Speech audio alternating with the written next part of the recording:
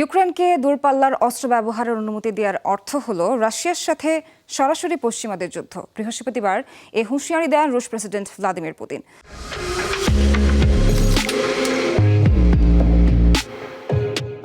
বলেন, ইউক্রেনকে দূরপাল্লার অস্ত্র দিয়ে রুশ ভূখণ্ডে হামলা চালালে বদলে যাবে যুদ্ধের গতি প্রকৃতি। প্রমাণ হয়ে যাবে যুক্তরাষ্ট্র, ইউরোপীয় ইউনিয়ন ও ন্যাটোর দেশগুলোর সরাসরি সম্পৃক্ততা।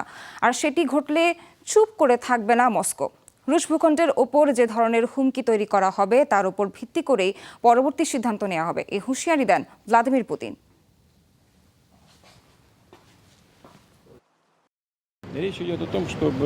ইউক্রেনকে দূরপাল্লার অস্ত্র ব্যবহার করে রাশিয়ায় হামলার অনুমতি দেওয়া হলো কিনা সেটা মুখ্য নয়। মোদ্দা বিষয় হলো, সেটা যদি হয়েই থাকে তাহলে যুদ্ধে সরাসরি অংশ নিচ্ছে ন্যাটো। তার মানে রাশিয়ার বিরুদ্ধে লড়াই করছে যুক্তরাষ্ট্র, ইউরোপ আর সামরিক জোটটি।